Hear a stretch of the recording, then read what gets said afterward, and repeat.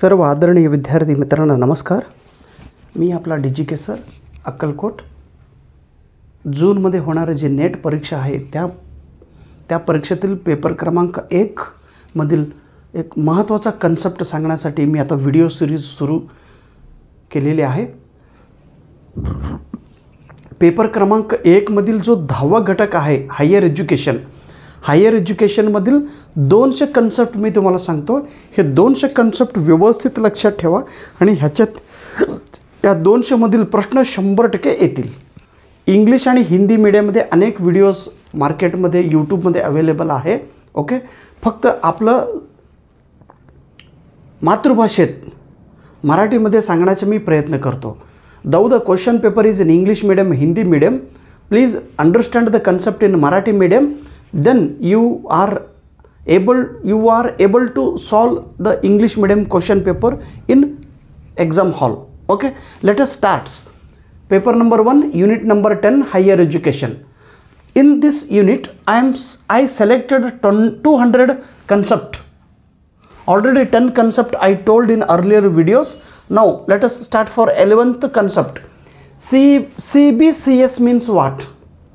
CBCS म्हणजे काय, त्याचा फुल फॉर्म काय आहे, CBCSचा अर्थ काय होतो, CBS कोणी सुरू केला, CBSचा फायदा काय होतो, एवढं आपण बघूया. CBCS ह्याचा फुल फॉर्म आहे choice based credit system.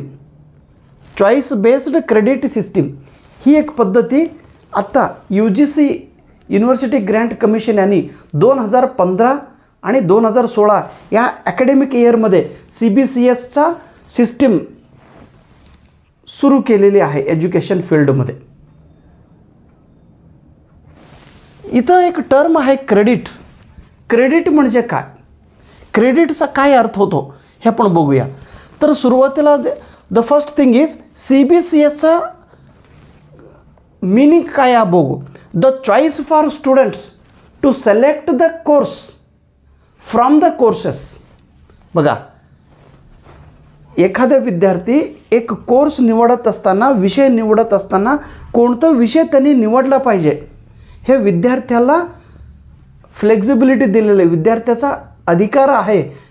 That student should select the subject according to his interest.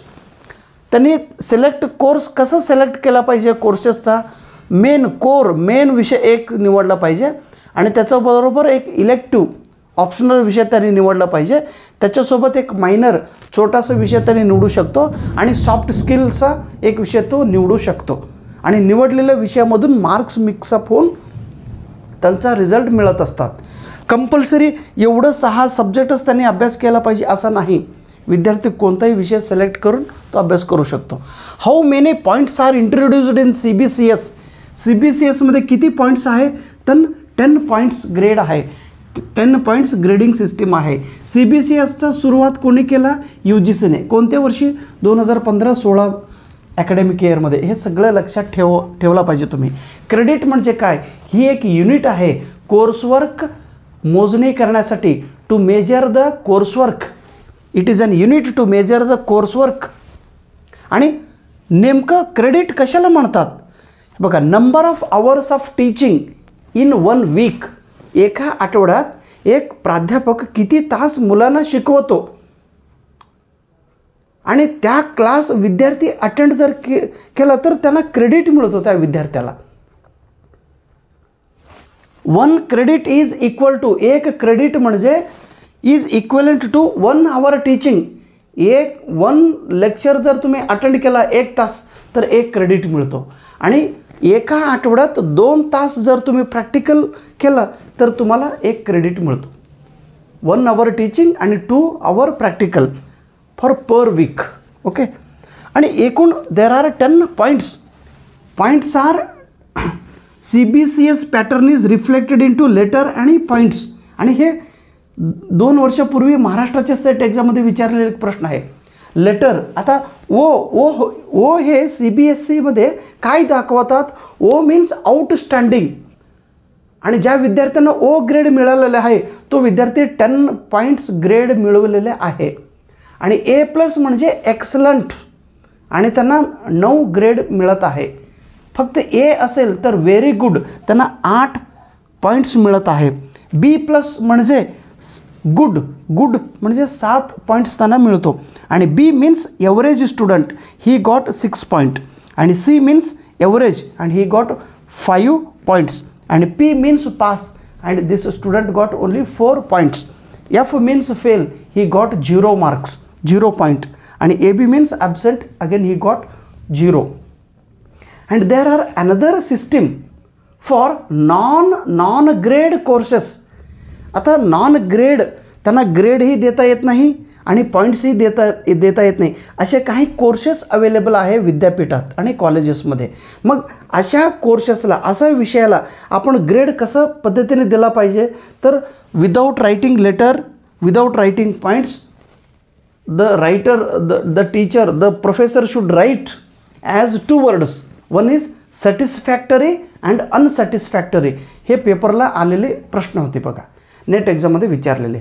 Non grade courses कशा पद्धतीने ते इव्हॅल्युएशन करतात, तर सॅटिस्फॅक्टरी अँड अनसॅटिस्फॅक्टरी.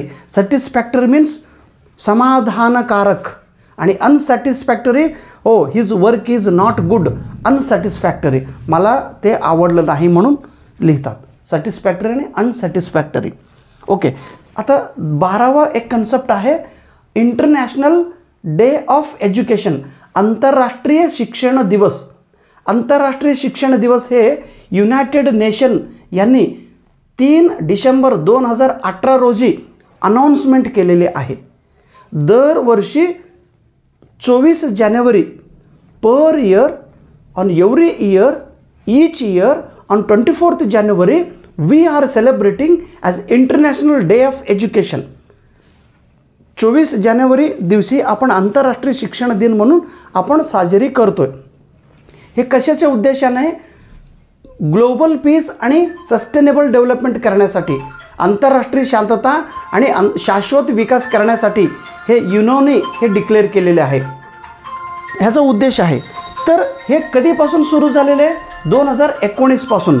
आणि 2019मध्ये हे सुरू झाला आणि 2024ला म्हणजे सध्या 2024ला त्याचं एक थीम आहे learning for lasting peace. Learning for lasting peace, शांतता मिळवण्यासाठी शिक्षण घेणे, किंवा शिक्षण कशासाठी घ्यायचं, शांतता निर्माण करण्यासाठी. आणि तो शाश्वत शांतता, lasting peace, continuous peace maintain करण्यासाठी, जगात शांतता मिळवण्यासाठी शिक्षण घेतलं पाहिजे, अशी त्याचा ह्या वर्षीचा थीम आहे.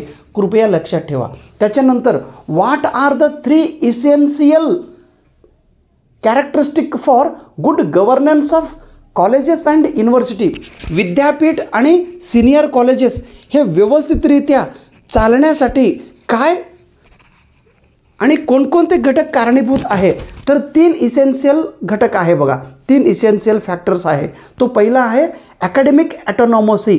ॲकॅडमिक म्हणजे कॉलेज आणि विद्यापीठ जर व्यवस्थित शासन चालवायचं असेल, गुड गव्हर्नन्स करायचं असेल, तर त्या विद्यापीठाला आणि त्या कॉलेजेसला आपण ॲकॅडमिक स्वातंत्र्यता दिला पाहिजे. ॲकॅडमिक म्हणजे सिलेबस फ्रेम करणे, कुठला विषय निवडायचे, सिलेबसमध्ये कुठला घटक ॲड करायचं आहे, परीक्षा कधी घ्यायचं आहे, कशा पद्धतीने परीक्षा घ्यायचं, हे स्वतंत्र विद्यापीठाला असणे आणि कॉलेजेसना असणं गरजेचं आहे. त्याला ॲकॅडमिक ॲटोनॉमसी म्हणतात. फायनान्शियल ॲटोनॉमी, स्वायत्त म्हणजे आर्थिक स्वातंत्र्यता त्या विद्यापीठ आणि कॉलेजेसना द्यायचं. विद्यार्थीकडून फी किती घ्यायचं, ॲडमिशन फी, परीक्षा फी, आणि कॉलेजेस किती खर्च केला पाहिजे, कुठल्या घटकावरती खर्च केला पाहिजे, तिथल्या कर्मचाऱ्यांना किती पगार दिला पाहिजे, हे सगळं आर्थिक स्वातंत्र्यता. आणि त्याच्यानंतर ॲडमिनिस्ट्रेटिव्ह ॲटोनॉमसी. ॲडमिनिस्ट्रेटिव्ह आपण काय म्हणतो, तो व्यवस्थित चालवण्यासाठी, कॉलेज आणि विद्यापीठ व्यवस्थित चालण्यासाठी नियम कोणकोणते असायला पाहिजे, ॲडमिशनची प्रोसिजर काय आहे, शिक्षक भरती कसा केला पाहिजे, विद्यार्थ्यांचं ॲडमिशन कशा पद्धतीने घेतलं पाहिजे, कॉलेजचा टायमिंग काय असायला पाहिजे, हे ॲडमिनिस्ट्रेटिव्ह टायमिंग, ॲडमिनिस्ट्रेटिव्हचा जो नियम आहे त्याचा स्वातंत्र्यता कॉलेज आणि विद्यापीठाला दिला पाहिजे. So these are the 3 essential for good governance for college and university: academic autonomy, financial autonomy and administrative autonomy. Thank you so much.